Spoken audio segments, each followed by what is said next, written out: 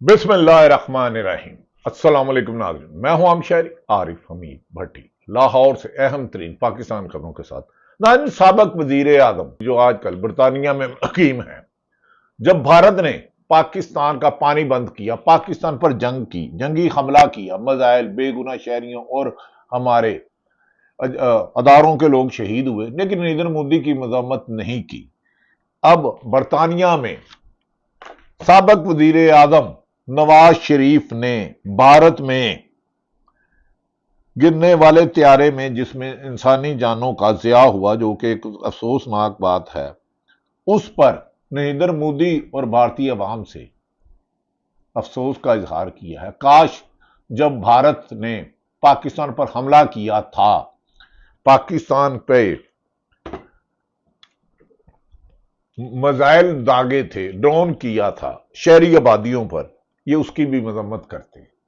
लेकिन शायद पाकिस्तान और पाकिस्तानियों की जिंदगी ज्यादा जरूरी है। भारत का यकीनन बड़ा नुकसान हुआ है, त्यारा गिरा है, लेकिन अफसोस के नवाज शरीफ साहब उस पर नहीं बोले। खैर नाज़रीन, 14 तारीख को field marshal Syed Asim Munir, general Asim Munir America में होंगे और वहां वो 250 साल तकरीबात में वहां वो उस फंक्शन में शरीक होंगे।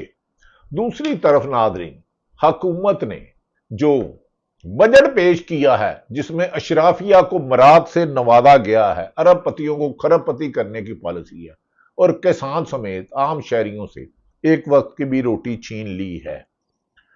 ताज्जुब है कि इस मौके पर पीपल्स पार्टी दोहरा म्यार अपना रही है। ये पीपल्स पार्टी आसिफ अली जरदारी की है, बेनजीर और नवाज शरीफ की नहीं। हमारे यार नदीम अफजल चंद बड़ा बोल्ड कह रहे हैं। चोई मंजूर ने कहा है कि वफाकी बजट के खिलाफ पीपल्स पार्टी पूरे मुल्क में एहतजाज करेगी। पीपल्स पार्टी के रहनुमा है। उन्होंने यह नहीं बताया कि मौजूदा वजीर आजम पाकिस्तान पीपल्स पार्टी के वोटों से बने हैं और मौजूदा वजीर आजम खुद और उनकी जमात मुस्लिम लीग मुनफाम 47 की जाली हुकूमत है।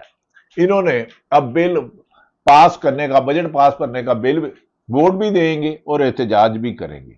तुम कत्ल करो कि करामत करो, ये क्या है? खुल के सामने आओ, या अवाम के साथ खड़े हो जाओ या हुक्मरानों के साथ। नाज़रीन, ऐसे मौके पर कितना जुल्म कहा जा रहा है। सनाउल्लाह एक जर्नलिस्ट हैं, उन्होंने जो वजीरे खजाना से सवालात किए जेर बहस, इतनी जुर्रत और बहादुरी से शायद ही कोई सवाल करता है। नाज़रीन, ये कैसी हुकूमत है, ये कैसी अदालतें हैं जब किसी को जबरदस्ती सजा देनी हो, चाहे वो साबिक वजीर आजम इमरान खान हो, चाहे उसने वर्ल्ड कप जीता हो, चाहे 3 कैंसर अस्पताल बनाए हो, तो अडयाला जेल में बानी पीटीआई इमरान खान के खिलाफ निचली अदालतों के जज 12-12 घंटे 10-10 घंटे रोजाना समाअत करें और रात 11 बजे तक समाअत रहे। लेकिन जब उसी बेगुनाह वजीर आजम इमरान खान का केस इस्लामाबाद हाई कोर्ट में लगे और 26वीं तरमीम के beneficiary chief justice Sarfaraz Dogar और दूसरे जज साहब दिन के टाइम छुट्टी कर लेंगे, कहीं इंसाफ ना देना हो, जब सजा देनी हो जबरदस्ती, तो रात 10-10 12-12 बजे तक अडयाला जेल में जज जाके समाअत करता है और हाई कोर्ट का जज 26वीं तरमीम का बेनिफिशरी जज साहब छुट्टी ले लेते हैं। तो जिस मुल्क में इंसाफ नहीं, वहां यही होता है। नाज़रीन, इस मौके पर नवाज शरीफ के साबिक तर्जमान, मरियम नवाज के तर्जमान, साबिक गवर्नर सिंध मोहम्मद जुबैर ने भी हुकूमत के बखिए उधेड़े हैं। उन्होंने मोहम्मद जुबैर का कहना है कि हुकूमत की जानिब से दिए गए तमाम तरक्की के अदादोशुमार झूठे हैं, लफ्जों का गोरख धंधा है, अवाम को गुमराह किया गया है। इसमें अरबपति टैक्स चोरों को तो छूट दी गई है, लेकिन गरीब सैलरी पेशा आदमी जो 37,000 मिनिमम वेजेस है, जिन्हें वो भी नहीं मिलती, जिन्हें कारोबारी हजरात वो भी नहीं देते, 25-25 हजार पे रखते हैं, उनके लिए मराहत नहीं दी गई। साबिक तर्जमान इमरान नवाज शरीफ मोहम्मद जुबैर का हुकूमत के दिए गए तमाम अदादो शुमार झूठ है। अगर पहले 9 महीनों में 5 बड़ी फसलें और बड़ी सनतें मनफी में जा रही हैं, तो तरक्की की शरह 2.6 कैसे हो सकती है? यह रियाजाती तौर पर मुमकिन ही नहीं है। हुकूमत चाहे तो इसे चैलेंज के तौर पर ले ले, अवाम को बेवकूफ बनाना बंद करे। अवाम को तो उस वक्त बेवकूफ बना दिया था जब 24 करोड़ अवाम की इस अक्सरियत ने 80% بانی پی ٹی عمران خان کے حمایت یافتہ جن سے نشان بلہ چھین لیا گیا، جن کے لوگوں کو انتخابی مہم نہیں چلانے دی گئی، 8 فروری 2024 کو جن کے تجویز کندہ اور تائید کندہ اٹھا لیے گئے، جنہیں دفتر کھولنے کی اجازت نہیں دی گئی، لیکن عوام نے 80% ووٹ دیا تو ان کا مینڈیٹ چوری کر دیا۔ عوام کو بیوقوف بنانا تو ان کے بائیں ہاتھ کا کام ہے۔ عوام تو ان کے لیے میٹر ہی نہیں کرتی، کیونکہ ان کو طاقتور حلقے لائے، عوام نے تو انہیں ووٹ ہی نہیں دیا۔ اسی لیے عوام کی انہیں کیا پرواہ ہوگی۔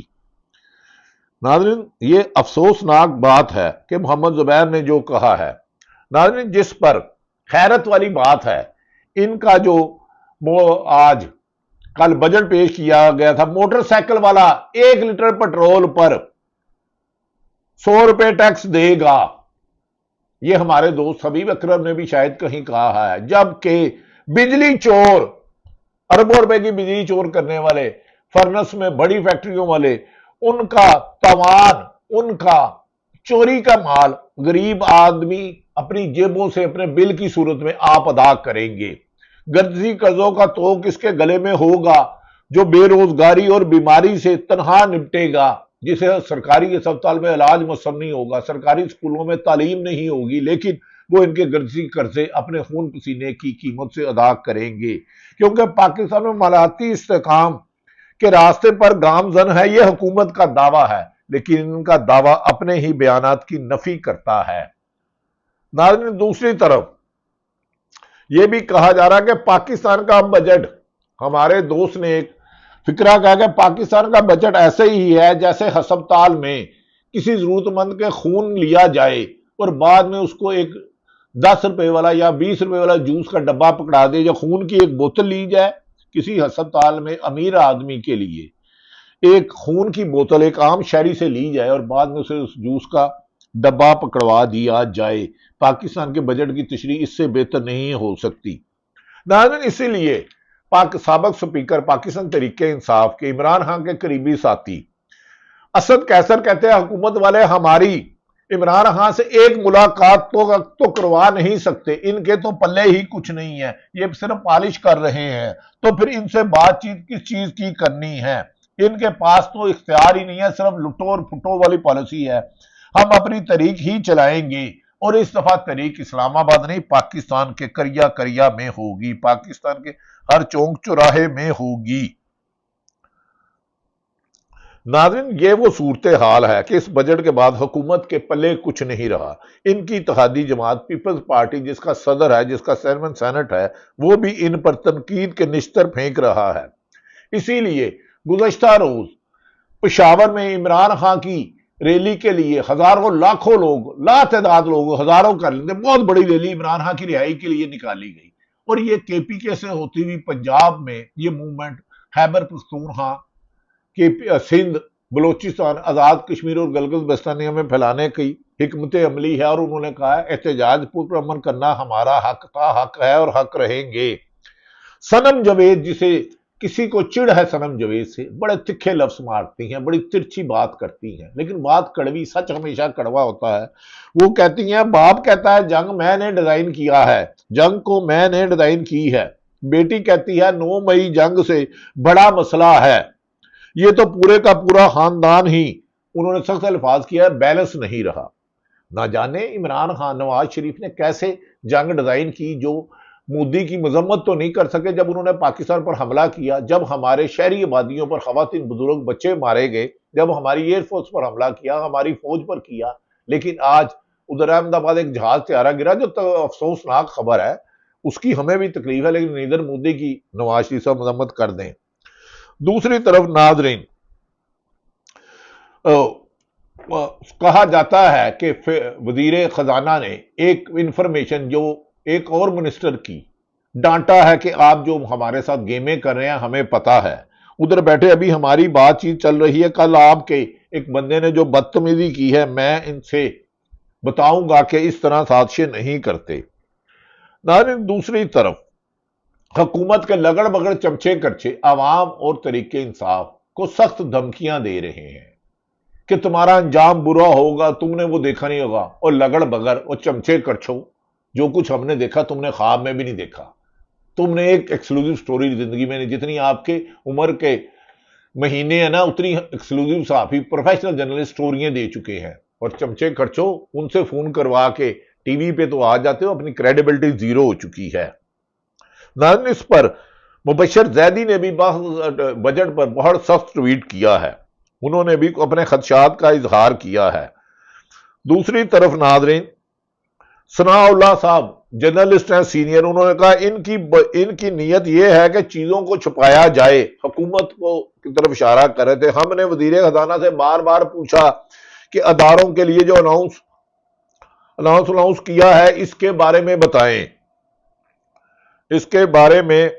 بتائیں تو کتنا اناؤنس دیا جائے گا، مگر انہوں نے نہیں بتایا، اور اس طرح اشارہ کر کے منہ پر انگلی رکھ کر خاموش رہنے کا کہتے رہے۔ کتنے لوگوں کو خاموش کراؤ گے؟ اب تو چیخیں نکل رہی ہیں، یہ عوام یا گر کے گئے زمین بوس قبرستان بن جائے گا، یا لوگ اپنے رائٹس کے لیے باہر نکلیں گے۔ ناظرین، دوسری طرف پاکستان کا اسد قیصر کا میں نے بتا دیا، اور عمران خان نے کہا ہے کہ آپ تیاری کریں، اس حکومت کے دن جا چکے ہیں، یہ جتنے بیساکھیوں پر چل رہے ہیں اور جو انہیں سہارا دے رہے ہیں، اب وہ بھی محسوس کر رہے ہیں کہ ان سے غلطی ہو گئی، عمران خان سے بات کرنا ہوگی، اور اس وقت کوئی دیوار نہیں ہوگی۔ ثناء اللہ نے ایک اور ٹی وی پروگرام میں کہا ہے، اکانومی کو شہباز رانا کہتے ہیں کہ مجھے یہ بجٹ ہی سمجھ نہیں آیا، انہوں نے کہا مجھے سمجھ نہیں آتی اس بندے کو کس نے وزیر بنایا ہے، 60% آبادی نوجوانوں کی ہے، ان کے لیے ایک سنگل پروجیکٹ بھی نہیں ہے۔ ثناء اللہ، اڑان پاکستان، اس پر میزبان نے کہا اڑان پاکستان تو اڑ گیا ہے۔ ثناء اللہ نے جواب دیا کہ پلاننگ کمیشن کا وزیر نے کہا ہے اڑان پاکستان ختم ہو گیا ہے، اڑان پاکستان شاید پاکستان کو ہی لے اڑے گا۔ ناظرین، یہ وہ حالات ہیں جن سے آج کل پاکستان گزر رہا ہے۔ کیا ایسے میں ہم انصاف کی توقع رکھ سکتے ہیں ان سے؟ نہیں۔ جس ملک میں بار بار جج صاحبان اشاروں پہ لکھے ہوئے فیصلے مبینہ طور پر کرے، اس ملک میں حکومتی چمچے کرچے جتنا مرضی پروپوگنڈے کرتے رہیں۔ ایک وزیر نے ایک لیڈر کے بارے میں کہا ہے ان کی عاجزی انکساری میں ان کی مقبولیت ہے۔ مقبولیت کن کی ہے؟ صبح ایک الیکشن کروا لیں، پاکستان کے جس مرضی صوبے میں، جس مرضی شہر میں، جس مرضی تحصیل میں لگ پتا جائے گا۔ خواجہ آصف صاحب اپنی سیٹ تو بچا نہیں سکے، لیکن خواتین کے اوپر سخت الفاظ استعمال کرنے میں ماہر ہیں۔ ناظرین، دوسری طرف یہ بھی کہا جا رہا ہے کہ عمران خان کو حکومت کوشش کر رہی ہے طاقتور حلقے کے طریق چلانے سے روکا جائے، کیونکہ اس دفعہ طریق چلی تو مہنگائی کا بوجھ، کرپشن کا پہاڑ حکومت کو زمین بوجھ کرے گا۔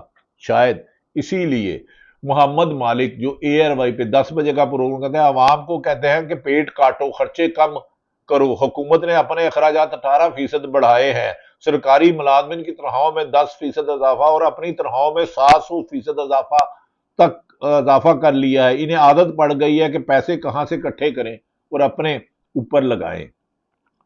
ناظرین، یہ وہ صورتحال ہے اور اس موقع پر آخری ٹویٹ عامر متین نے کہا ہے، جو بڑے سینئر صحافی ہیں، 40 سال 45 سال ہو گئے انہیں صحافی، انہوں نے کہا کسان کی مختصر کہانی ہے، کتنا جھوٹ بولو گے، پاکستان کو پتا ہے کہ اس کے ساتھ کیا ہوا ہے، وہ حکومت کی پالیسی کا فیصلہ ٹک ٹاک سے نہیں چلتے۔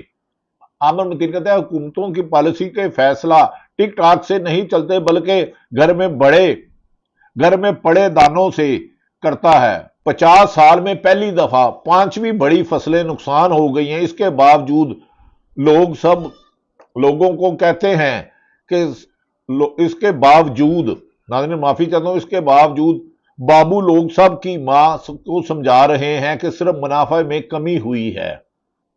ناظرین، یہ وہ حالات ہیں جس سے پاکستان گزر رہا ہے۔ پینشن میں کس کا اضافہ ہوا، کن افسروں کا کتنا اضافہ ہوا، اس خبر کو بھی خفیہ رکھا جا رہا ہے۔ ناظرین، آپس میں کی بات ہے کہ پاکستان اس وقت جن حالات سے گزر رہا ہے اس کو بچانا ہوگا۔ اینڈ میں नवाज मुस्लिम लीग नून के साबिक सदर जवेद हाशमी जो अब मुस्लिम लीग छोड़ चुके हैं, उनकी बात पे एहतमाम करूंगा कि ये बजट क्या है और गोरख धंधा क्या है, और इमरान खान को अंदर रखने के लिए साजिशें नाकाम होने वाली हैं, और जितने मर्जी 26वीं तरमीम वाले जज ले हैं, इमरान खान को बाहर लाना होगा और इसके लिए अवाम तैयार हो चुकी है। जवेद हाशमी कहते हैं कि ये बजट नहीं है, किसान की कब्र पर लगी तख्ती है, तख्ती कब्र पर लगी तख्ती है। ये वही किसान है जिसका हाथ हल हल में होता है और दिल वतन की मिट्टी में, हाथ हल पे और दिल वतन की मिट्टी पे। आज इसका बीज महंगा, पानी नायाब और फसल बेकीमत है। ऐवानों में बैठे वडेरों सनतकारों को नवाजा गया है। जिसने इस धरती का पेट भरा, इसे निचोड़ दिया गया है। किसानों की तरफ इशारा करें। उन्होंने कहा, मैं बताऊं, जब किसान रोएगा तो ये जमीन खामोश नहीं रहेगी। देहातों का जनाजा निकालने वाले याद रखें, तहरीक हमेशा खेतों से उठती है, महलात से नहीं। अब तो खेतों में, बाजारों में, चौराहों में, सूबों में, मुल्क में, शहरों में, तहसीलों में, गांव में लोग इस हुकूमत के जुल्म और सितम के खिलाफ बाहर निकलने के तैयार हैं। कब निकलते हैं? जब इस हुकूमत के जाने का वक्त करीब हो जाएगा। कब होगा इसका आप भी इंतजार करें, हम भी करें। अल्लाह ताला पाकिस्तान का हामी और नाजिर हो। पाकिस्तान जिंदाबाद।